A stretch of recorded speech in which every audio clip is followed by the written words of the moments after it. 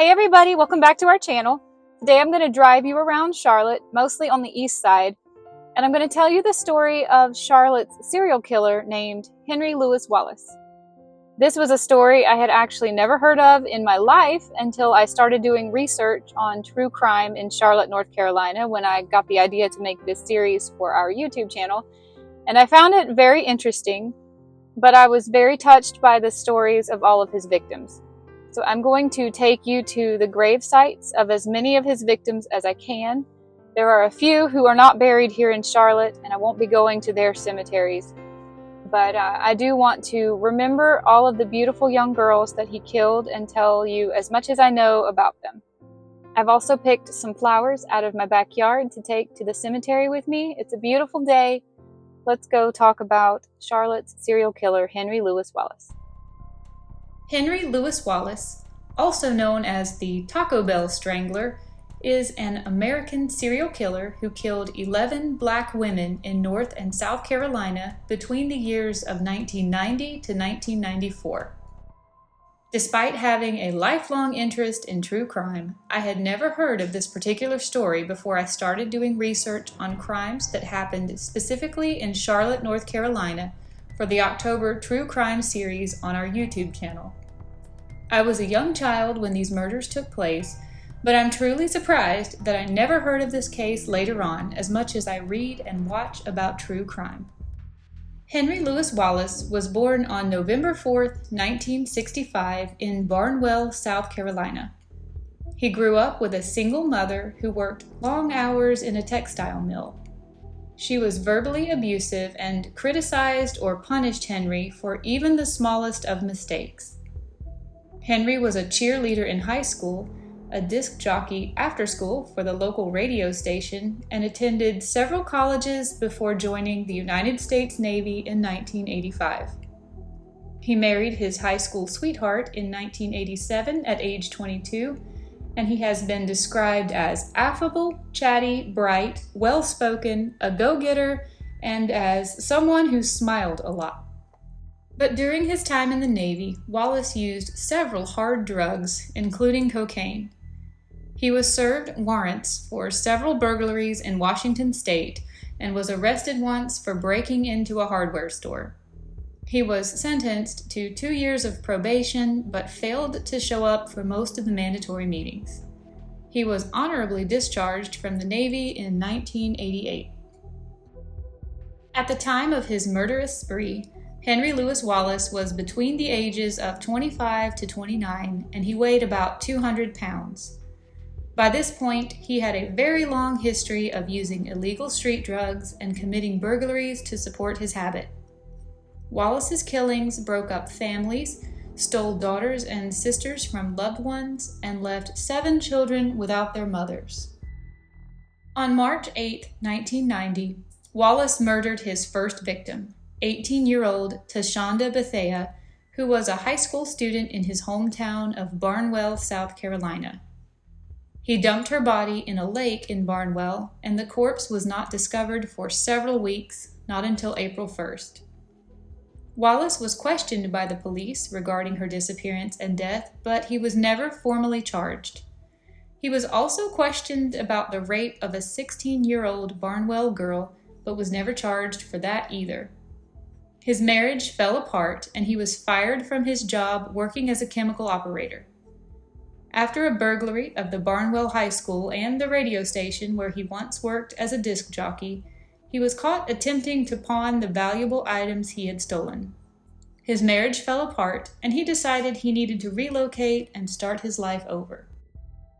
In November of 1991, Wallace moved to Charlotte, North Carolina, and subsequently found jobs at several fast food chain restaurants on the east side of town. Eventually, he became a manager at a Taco Bell franchise located in the now-defunct Eastland Mall. However, he did not leave his criminal past behind and was soon up to no good in Charlotte as well. Henry Louis Wallace's first victim in Charlotte, North Carolina was 33-year-old Sharon Levette Nance. Sharon was a convicted drug dealer and prostitute with a long criminal record. In May 1992, Wallace picked her up for her services.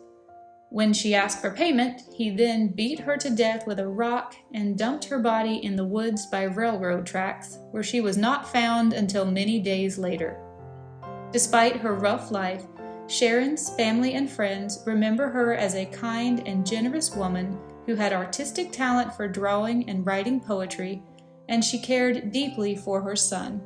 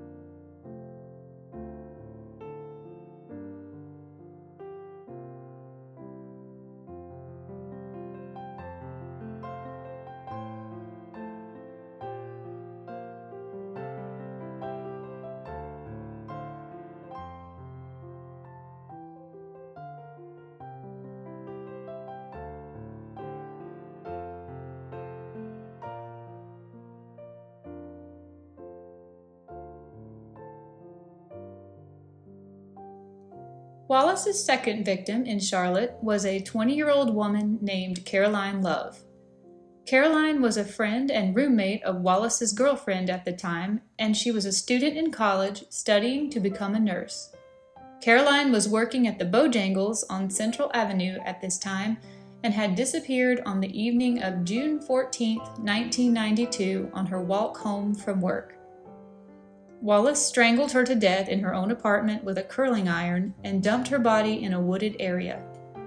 He and his girlfriend then filed a missing persons report at the police station, but it would be almost 2 years before Caroline's body was discovered in a wooded area in Charlotte. Wallace was questioned by the police at the time of her disappearance, but he was never considered a serious suspect.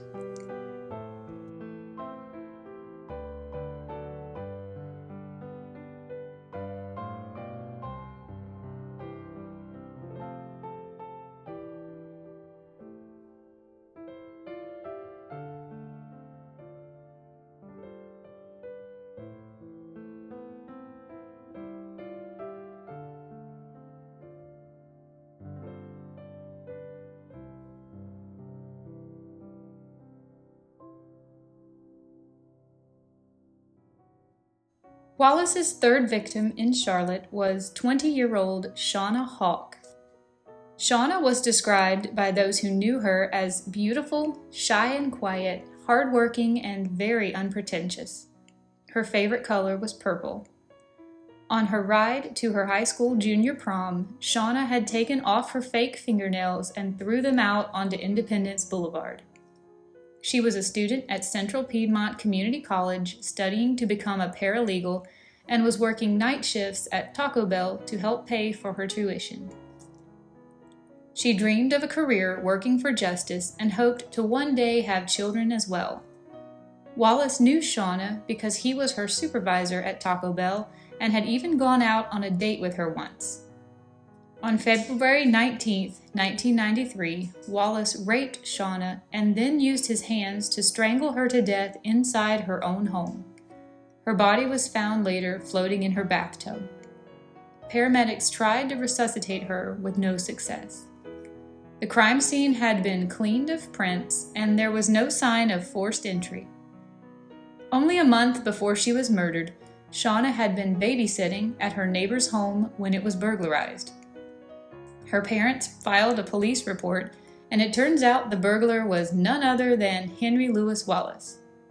The police were indifferent at the time to crimes in what they called, quote, neighborhoods of color, and Wallace always displayed a gentlemanly demeanor to the police. Shauna's family founded an organization known as Mothers of Murdered Offspring, dedicated to providing assistance for parents going through something so tragic. This group is still going strong today. Purple is the color of this organization to represent Shauna and promote nonviolence. Wallace actually attended Shauna's funeral.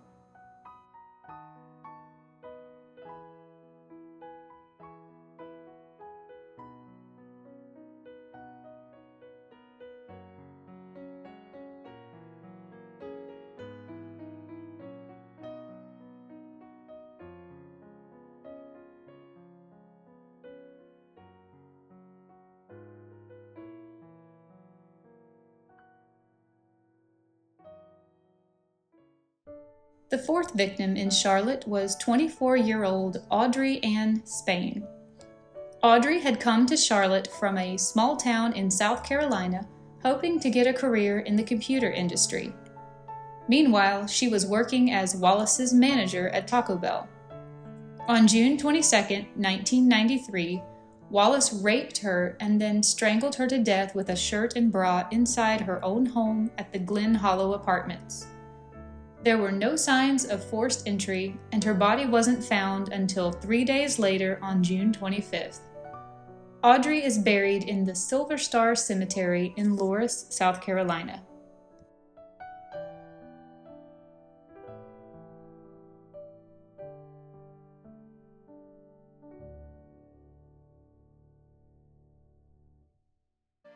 The next victim was Wallace's fifth Charlotte victim, Valencia M. Jumper. Valencia was a 21-year-old college student from Columbia, South Carolina, who came to Charlotte to study political science at Johnson C. Smith University. She was also a friend of Wallace's sister. Valencia was working at a local Food Lion on Central Avenue and at Hex in South Park Mall, but she had previously worked at Taco Bell with Wallace. On August 10, 1993, Wallace raped her and strangled her to death inside her own home at the Greenburn Apartments. After the attack, he set her body on fire to cover up the crime. The initial autopsy report stated that her death was a result of accidentally standing up too fast in the middle of a hot blaze, but it was later amended when Wallace was arrested in 1994 and confessed to strangling Valencia to death with his hands. A few days after her murder, Wallace and his sister went to Valencia's funeral and even sent condolences to her family. Valencia is buried in the Palmetto Cemetery in Columbia, South Carolina.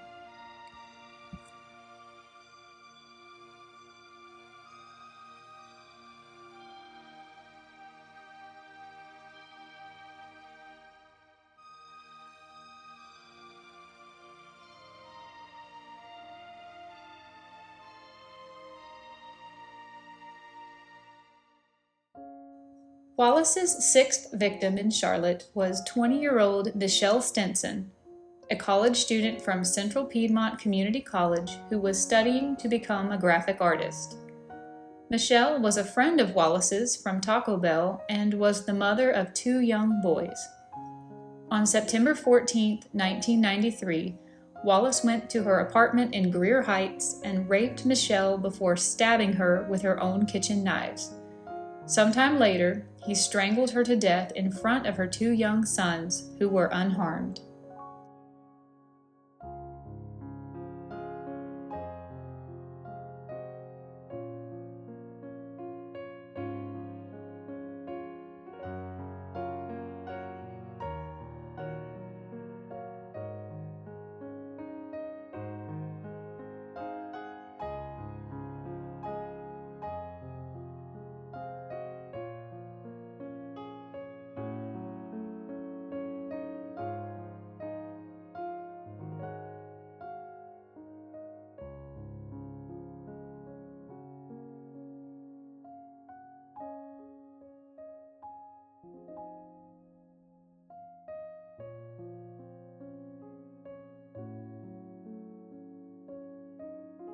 By this point, Charlotte Metro Police were overwhelmed with the number of murders in the east side of Charlotte. Early in 1994, they requested intervention from the FBI to help them identify if this was the work of a serial killer, or at least to help them profile what kind of person would be behind so many unexplained murders.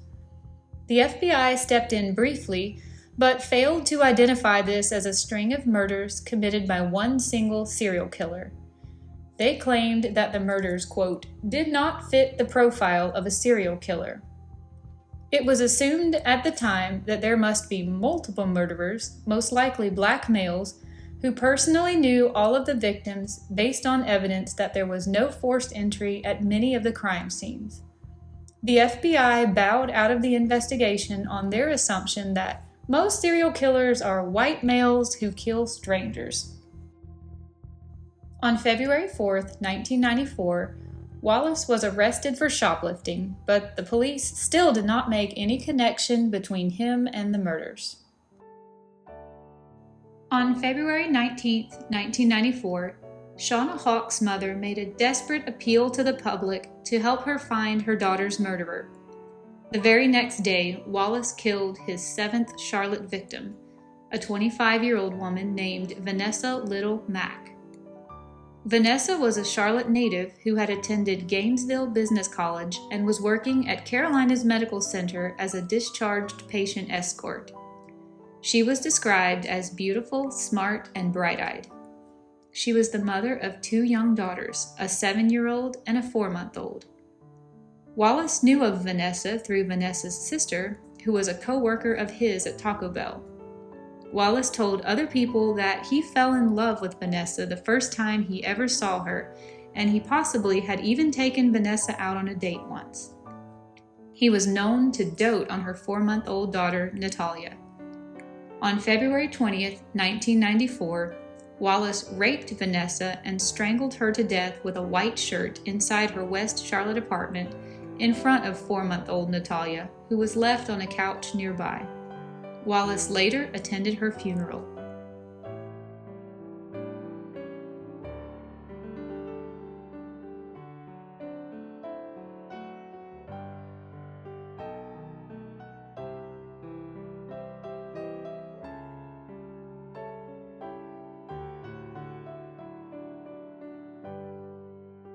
Wallace's 8th victim in Charlotte was 24-year-old Betty Jean Balcom. Betty was described as beautiful, vivacious, and sweet, and was known by her friends and family as Susie. She was a quiet person and has been described as one of the nicest people you could ever meet. Betty was an assistant manager at the Central Avenue Taco Bell, where she worked alongside Wallace's girlfriend at the time. In the days before her murder, Betty was working on plans to transfer to another fast food restaurant in Sanford, South Carolina, to be closer to her family and fiancé, which would have taken her out of Wallace's reach. On March 8, 1994, only one day after her birthday, Wallace raped and strangled Betty to death inside her own home at the Lake Apartments. After the murder, Wallace took a considerable number of valuables and left her apartment in her car. He pawned everything except for the car, which he ditched at a local shopping center. Betty was reported missing by her mother after she failed to show up for work, and her body was found the next day. Police later found her car, which had a palm print from Wallace inside. Betty is buried at West Deep Creek Missionary Baptist Church in Deep Creek, North Carolina.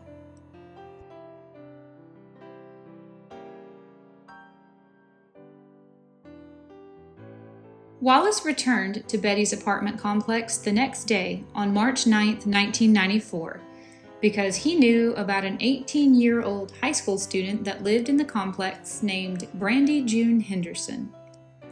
Brandy has been described by many people as being loving, beautiful, and sweet, and really going places in her life. She was full of life and friendly with everyone.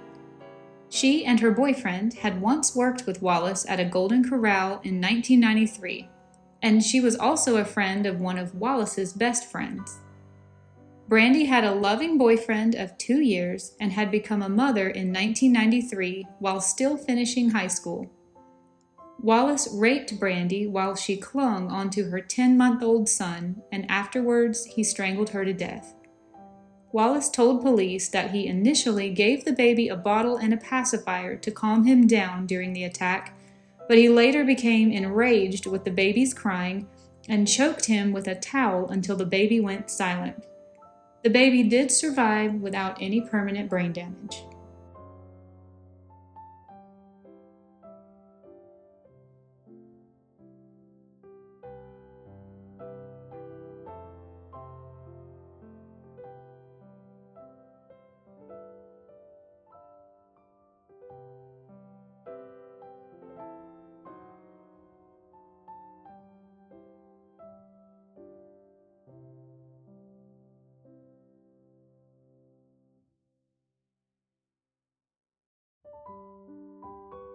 After the bodies of these two most recent young black women were found strangled in the same apartment complex, the Charlotte police increased their patrols in East Charlotte. However, only a few short days later, on March 12, 1994, Wallace managed to find his 10th Charlotte victim, a 35-year-old woman named Deborah Ann Slaughter. Deborah was originally from Vero Beach, Florida, and was the mother of an 18-year-old son. Deborah had been a co-worker of Wallace's girlfriend working as a deli clerk. Deborah's family members remember her for her laugh and her sense of humor, as well as her beautiful singing voice that she displayed in the choir at church. Deborah was a tall and strong woman who would have fought off her attacker. Wallace stabbed her 38 times in the stomach and chest before finally strangling her to death with a white linen shirt that was shoved down her throat. He also stole money from her apartment for drugs.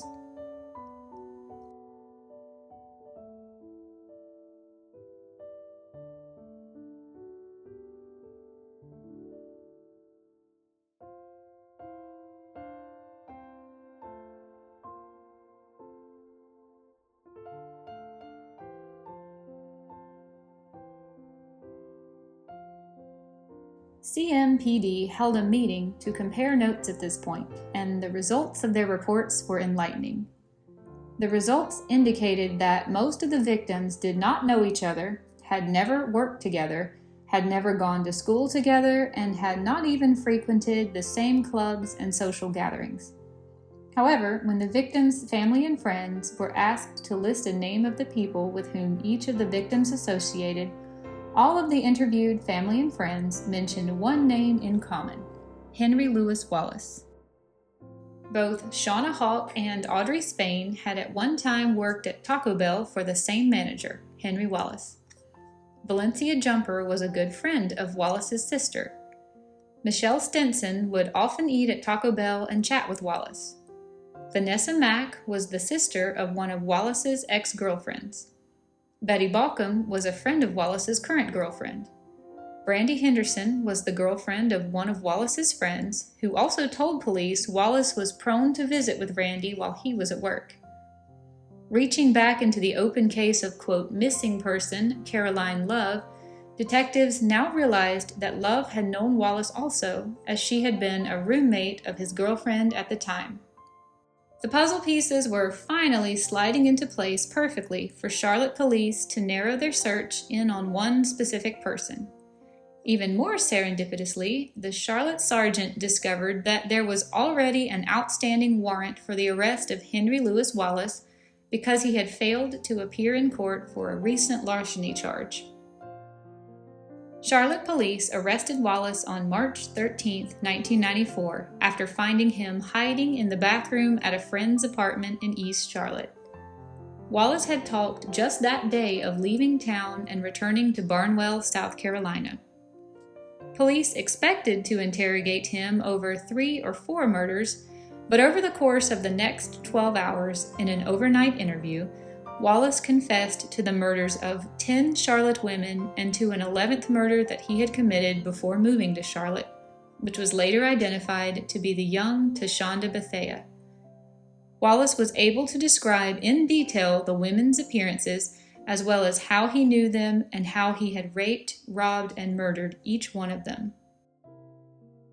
Charlotte's police chief rejoiced at Wallace's arrest, assuring the community that the women of East Charlotte were now safe. He stated that CMPD had been unaware that they were even dealing with a potential serial killer until March of 1994, when 3 young black women were murdered within the span of just 4 days. However, many people in the area's black community criticized the police's conduct throughout the investigation, accusing the police of neglecting the murders simply because the victims were black women. One woman stated that the police did not care because the police viewed the victims as, quote, fast girls who hang out a lot. Shauna Hawk's mother stated that the police were reluctant to investigate the murders thoroughly because, quote, the victims weren't prominent people with social economic status. They weren't special, and they were black. It does seem pretty incredible to me that it took the murders of 10 East Charlotte women over the course of just 2 years before police could make proper identification of a suspect and bring a sense of security to this community. The CMPD did apologize to Charlotte citizens for not spotting a link between all of the murders sooner, but they maintained their opinion that the murder cases varied enough to continually throw them off of Wallace's trail. Until Wallace's murder pace picked up in the early weeks of March 1994, the deaths were deemed sporadic and were not considered to be similar. Henry Louis Wallace's murder trial was repeatedly delayed over the next 2 years, first over the choice of venue, then the gathering of sufficient DNA evidence from the murdered victims, and finally over the jury selection. The trial finally began in September of 1996, and the prosecutor immediately argued for the death penalty. Wallace's defense attorney argued that he suffered from mental illnesses and he had also been a victim of physical and mental abuse at the hands of his mother since birth, and that he should be given a life sentence instead. On January 7, 1997, Wallace was found guilty of 9 first-degree murders for all of the victims except for Tashonda Bethea and Sharon Nance. 3 weeks later, he was handed 9 death sentences. He has since appealed the death sentences, stating that his confessions were coerced and that his constitutional rights had been violated in the process. His appeal was rejected, and he is currently awaiting execution at the Central Prison in Raleigh, North Carolina. It is unclear when or if his execution will occur, as North Carolina has had a moratorium on executions since the early 2000s. All right, everybody, if you made it this far, thank you so much for watching this video. I hope you enjoyed learning more about Charlotte's serial killer. It doesn't really sit well with me that he's been on death row all of these years, but is probably not going to be executed. North Carolina has a moratorium on executions, and I feel like this is one case where it's absolutely warranted. He left so many families devastated, so many children without mothers, so many young lives were cut so short. And that bothers me a lot. I felt like this was a story that needed to be told, and I wanted to bring it to our channel and just give it what little attention and awareness I can bring to it. So, thank you for watching, everybody. I will see you another day in another video. And bye, everybody.